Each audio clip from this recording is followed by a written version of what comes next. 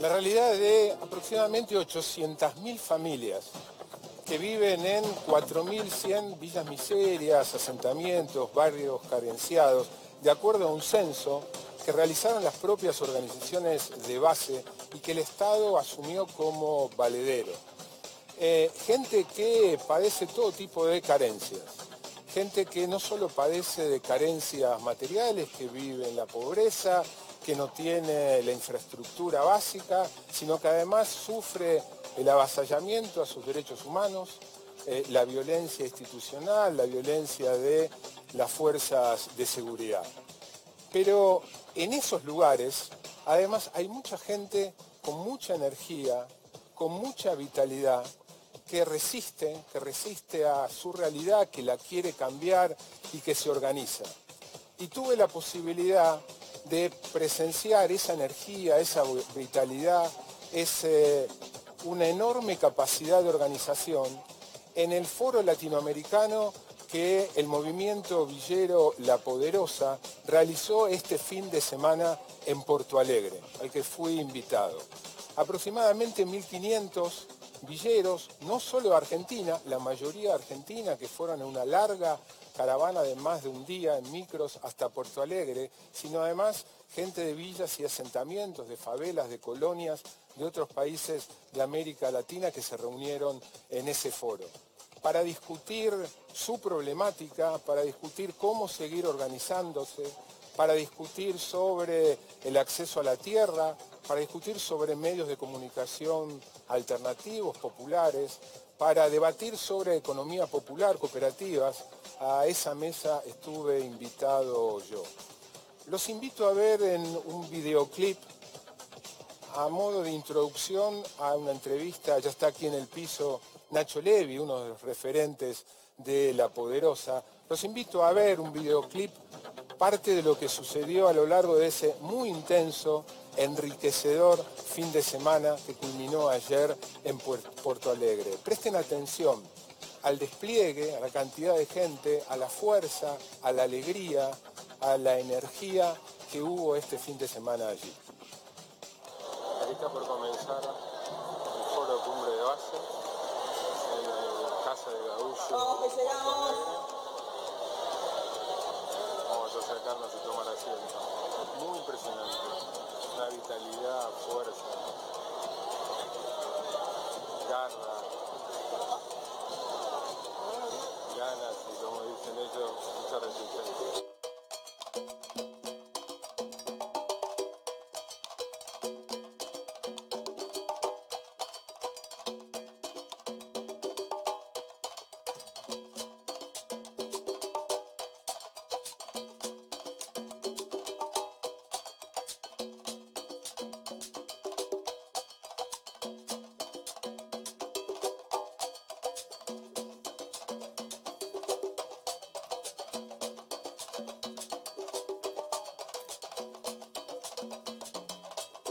Derechos humanos, referentes feministas. ¿Cuántas veces nos habíamos encontrado en un mismo salón, en un mismo acto, en un mismo evento, que no tuviera dueño, ni patrón, ni publicidad? ¿Cuántos? Ninguno. Antes de arrancar con todo lo que tenemos para hablar y para laburar, entre medio de los nervios, el cagazo, el cansancio que traíamos, pensar eso solo, se respirar un poco más hondo para mirar esto. Dense vuelta un toque. Miren esto.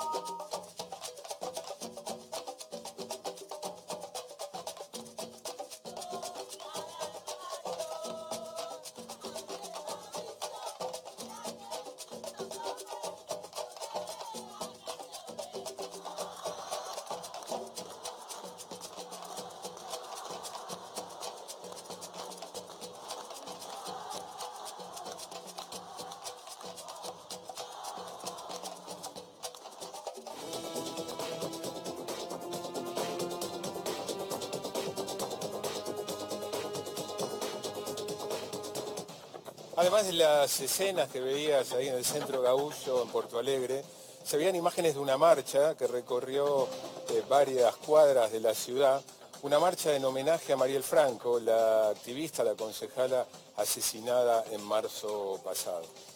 Nacho Levi, gracias por venir. No, gracias a vos por venir. No, gracias por la invitación. Fue realmente una experiencia enriquecedora, como contaba recién, de enorme energía, vitalidad y una de las cosas que sorprende una organización villera con la capacidad de organización. ¿Cómo la armaron? ¿Cómo lo hicieron? Pero antes que eso, porque muy probablemente muchos de los que nos están viendo no saben bien qué es La Poderosa. ¿Qué es La Poderosa y por qué organizaron el foro en Brasil? La Poderosa es un movimiento de base, una articulación de asambleas de barrios populares que empezó hace 14 años en forma de colectivo, hace más de 50 también era una moto en la que anduvieron Alberto Granados y el Che Guevara recorriendo buena parte de esa realidad, de esa Latinoamérica en la que nosotros seguimos habitando y muchas veces batallando contra problemáticas que persisten desde entonces. Y en principio fue un equipo de fútbol, de pibes, de pibas, de un barrio que querían jugar juntos, mixtos, sin árbitro, que nos empezamos a encontrar una vez por semana en un potrero y que de pronto nos encontramos... ¿En Zabaleta? En una asamblea, sí, en Zabaleta, en una asamblea que no se empezó a ramificar o a extender, que empezó a descubrir un manto de invisibilidad respecto de las verdaderas raíces que tiene nuestra asamblea, nuestros barrios, nuestra identidad, la cultura villera, como decimos nosotros, a esa serie de hábitos, de costumbres que tienen a la solidaridad, al trabajo colectivo como tradición. Está muy claro que nadie se salva solo, nunca nadie se salvó solo, ningún barrio se salva solo, ninguna familia se salva solo, ningún país se salva solo. Y con solo ver el desayuno de cada una de las casas te das cuenta de las tradiciones, las procedencias. Naturalmente se fue expandiendo el proceso de asambleización de los barrios porque las familias de Zabaleta se extendían en la 31, en Fátima, en la 1114, en Buenos Aires, en el interior. Hace 4 o 5 años se terminó de federalizar el movimiento. Y después también en las asambleas que surgieron en Paraguay, en Bolivia, en Uruguay. Poco a poco eso se iba descubriendo, ¿no? A veces dicen, ¿cómo hicieron para encontrarse? Nosotros decimos, ¿cómo hicieron para desencontrarnos?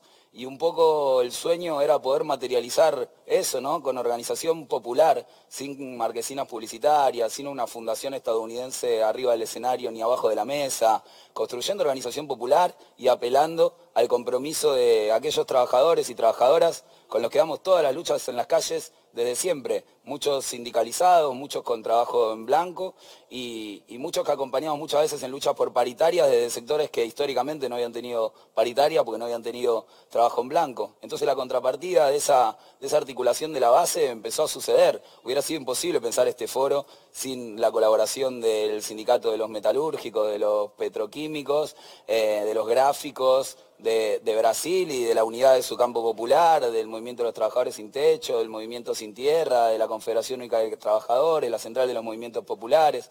Y esa unidad que se dio en Brasil permitió albergar o materializar una idea de poder encontrarnos en un mismo espacio físico, no para pensarnos desde arriba o desde la academia, sino para construir desde abajo. Muchas veces, incluso de discursos progresistas de las universidades, hay un reconocimiento, se invoca a Paulo Freire, se dice que también se construye conocimiento fuera de los establecimientos educativos, pero de alguna manera se reconoce que principalmente la universidad produce conocimiento teórico, los movimientos populares generamos un conocimiento práctico. El problema es que ese reconocimiento a la desvalorización de los saberes territoriales, a la jerarquización de unos por sobre otros, el acuerdo de que los dos saberes valen por igual, es teórico. Porque en la práctica las universidades o las estructuras corporativas, ni hablar, siguen teniendo los recursos del mercado, de los estados, para encontrar cabezones iluminados en cualquier lugar del mundo, en hoteles 5 estrellas, cada 6 meses, para discutir las realidades complejas, sociales, económicas, y los vecinos, las vecinas que construyen, que vienen generando conocimiento y experiencia de hace muchos años, no nos podemos encontrar porque no tenemos manera de sacar un boleto en colectivo para cruzarnos acá allá. Entonces terminó sucediendo en este encuentro toda esa carga afectiva, emotiva que vos ponías recién sobre la mesa, porque de alguna manera saltaba a la luz una especie de dinámica de los refugiados que existe en América Latina, fruto de los procesos que saquearon a unos países antes que a otros, que dividieron a familias, que hoy tienen un montón de vecinas y vecinos en nuestros barrios, trabajando 6 días por semana, lejos de su país, lejos de su barrio, para compartir un día en familia, tal vez el domingo, o para mandar un mango a sus hijos en otro país. Tenemos compañeras y compañeros peruanos que no empezaron a formar parte de La Poderosa cuando nació La Poderosa Perú. Formaban parte de La Poderosa porque eran parte de la asamblea de la Rodrigo Bueno, y volvieron a encontrarse con su familia después de 8 años, fruto de la organización popular, y reconociendo que se construyó un canal de acceso a los derechos, a la autoestima y a la felicidad que nadie nos regaló. Entonces, además de ese triunfo, haber llegado hasta ahí, es cómo llegamos hasta ahí. Vos decís, nacieron en la Zabaleta en un partido de fútbol y hoy son 96 asambleas en todos los países de América del Sur, 79 son de la Argentina, en todas las provincias, con mucha diversidad, porque no es lo mismo la asamblea de La Poderosa del barrio de Juella, en la quebrada de Humahuaca, donde la agenda prioritaria pasa en relación a la resistencia contra la megaminería, que la asamblea de Córdoba, donde el código de faltas sigue asesinando pibes cotidianamente, donde Monsanto es el principal enemigo de muchas de las familias, ni las asambleas del sur, donde el frío es un enemigo de muerte, donde Benetton y Lewis proponen la distribución de la tierra que nos debe a Santiago Maldonado y a Rafael Nahuel. Entonces, en esa diversidad, poder construir un marco de unidad era la clave, creo, que finalmente habilitó un proceso de articulación sostenido más allá de los tiempos que imponen sus reglas de juego en el marco electoral de la democracia representativa. Uno de los temas de debate fue, bueno, ¿y cómo sigue, no? ¿Cómo se organizan?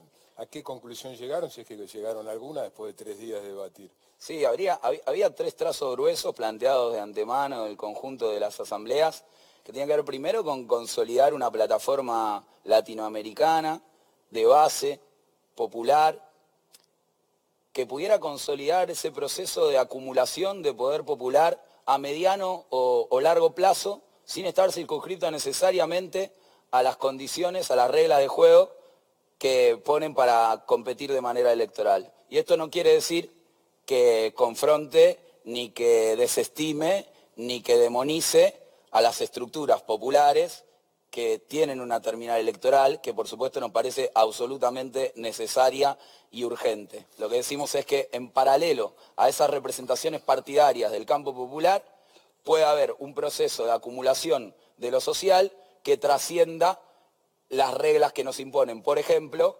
tener que competir en cartelería publicitaria, tener que acomodar el discurso a lo que La Poderosa se mantiene al margen de la competencia electoral partidaria. No hay manera de mantenerse al margen, no se partidiza. Entonces esa plataforma de unidad que construís desde lo social nos sirve también en cada país para llamar al máximo nivel de unidad posible, sin pararnos en un púlpito que juzga a las estructuras partidarias a partir de sus concesiones. Porque no están encolumnados. No estamos encolumnados, pero sería muy fácil pararse en un lugar a decir que no estamos con vos porque en esto hiciste una concesión y el otro hizo otra concesión, porque la dinámica electoral te impone muchas veces esas resoluciones para poder competir, para poder alcanzar el poder. Entonces, nosotros reconocemos que hay diferencias y matices que son legítimos y además que son necesarios.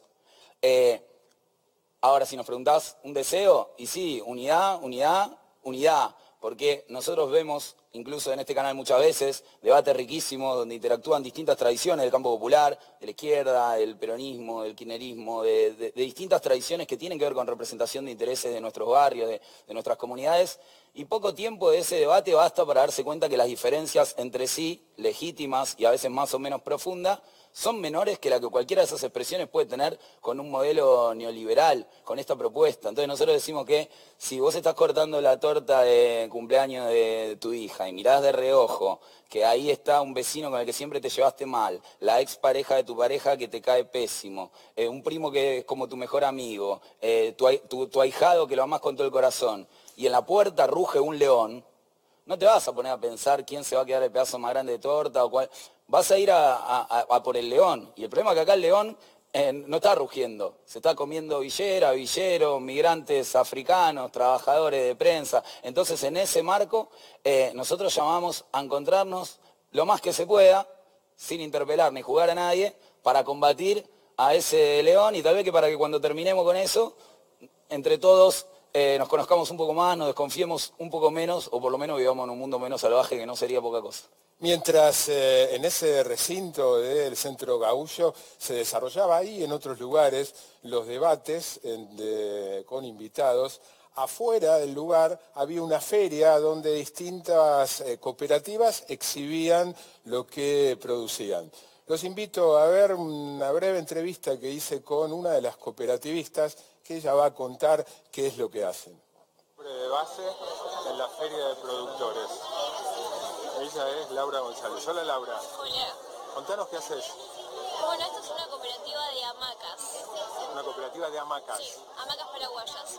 ¿Y se hacen dónde y cómo? Se hacen en la Casa de la Mujer, en un espacio que queda en la Villa 31, en Argentina, en Buenos Aires. Empezó la producción hace más o menos 3 meses. Y hacemos hamacas a pedido, digamos. Mostrame una. Bueno. Acá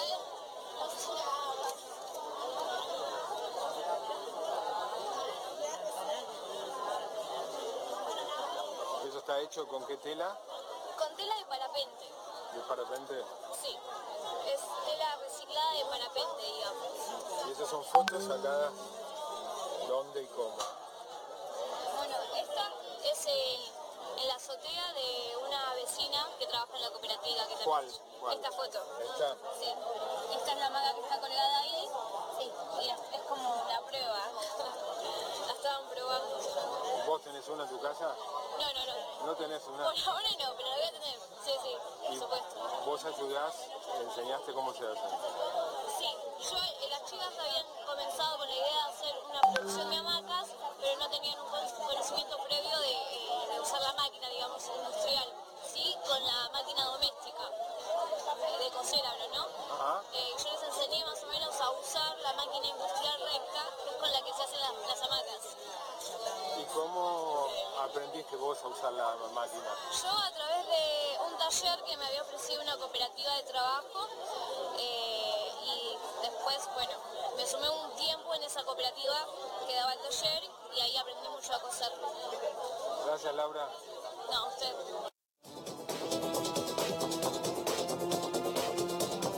Divina, Laura. Me llamó mucho la atención, no del todo sorpresivo, pero no dejó de llamarme la atención, la presencia de la problemática feminista en la cumbre del foro. Para nosotros es la presencia de la esperanza feminista.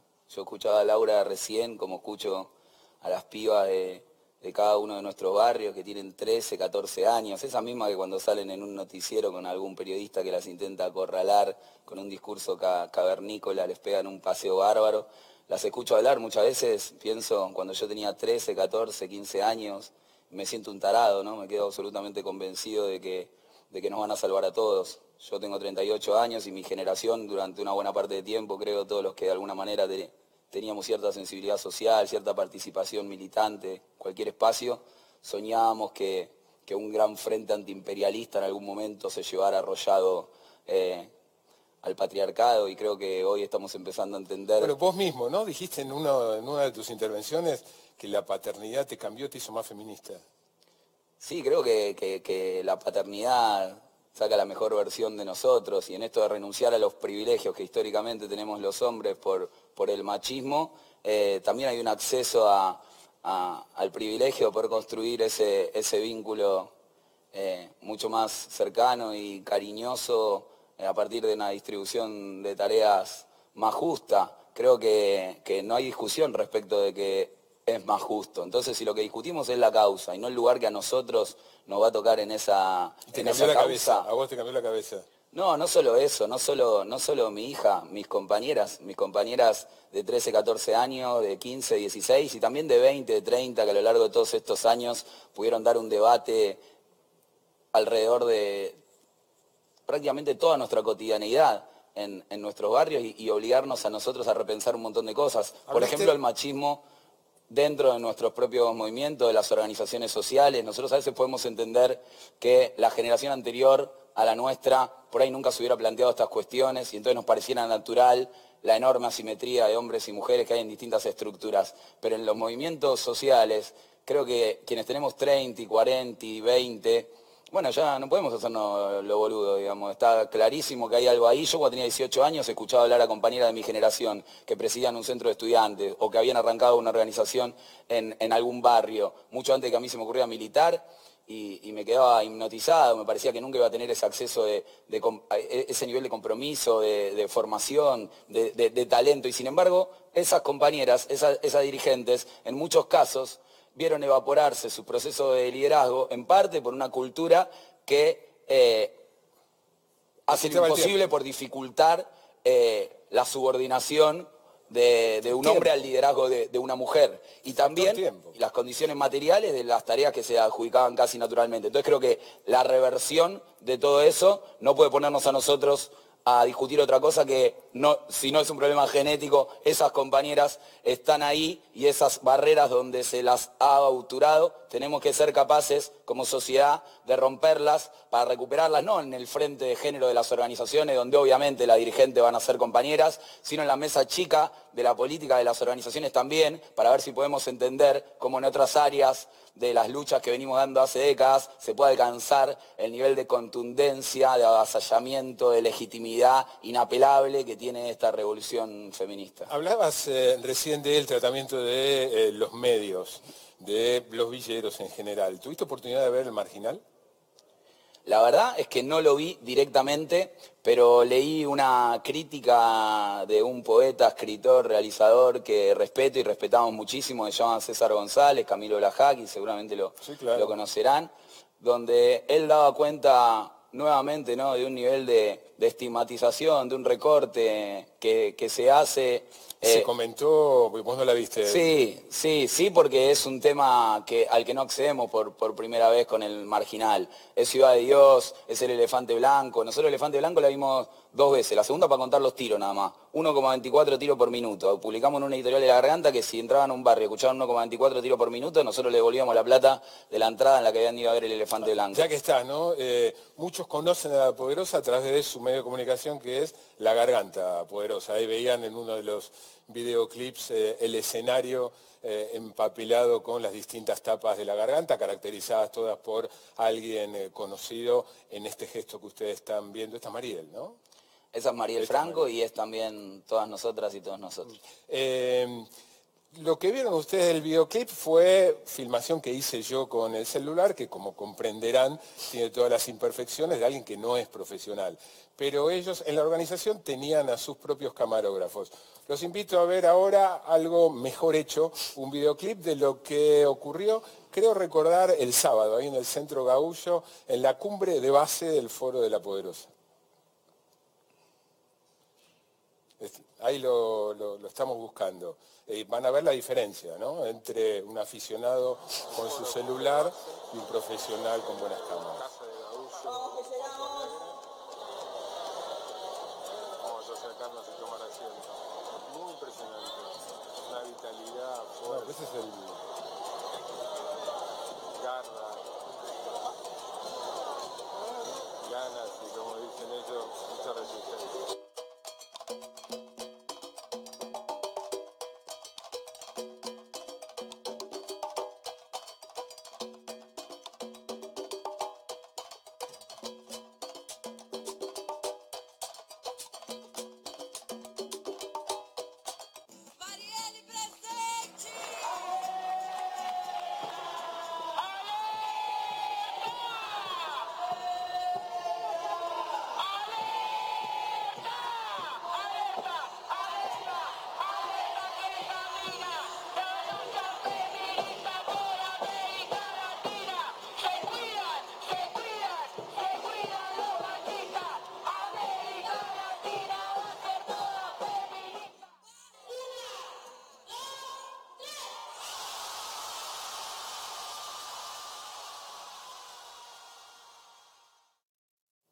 Pero no la diferencia de calidad entre lo que filmé yo y lo que hacían los camarógrafos de La Poderosa.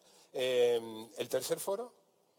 El tercer foro empieza hoy, porque foros que terminan en el foro hay un montón. Para nosotros no deberían llamarse foro, deberían llamarse trampa.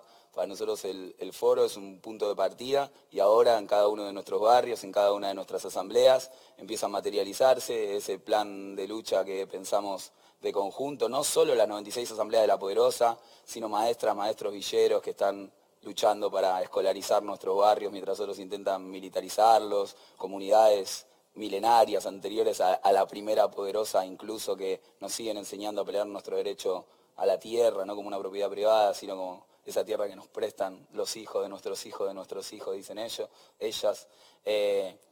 Empieza hoy, desemboca. Y desemboca en 2019 por consenso adquirido en ese foro que estaban viendo ahí, en la redacción Rodolfo Walsh de la ESMA en Buenos Aires, y termina en la casa de Eduardo Galeano en Montevideo para burlar un poco el charco y esas falsas fronteras que dibujaron en los mapas y a veces en nuestras cabezas también. Gracias por venir, Nacho. No, gracias a vos, y lo que quería agregar es que veíamos y hablábamos de la voluntad de nuestra organización estar a la altura de esas pibas de 13 años. Ojalá nuestros senadores lo estén también. El próximo 8 de El agosto. próximo 8. De La Poderosa a la cumbre de Porto Alegre, a la realidad, decía al comienzo del programa, a la realidad coyuntural. La estrategia de Mauricio Macri, vamos con José Natanson.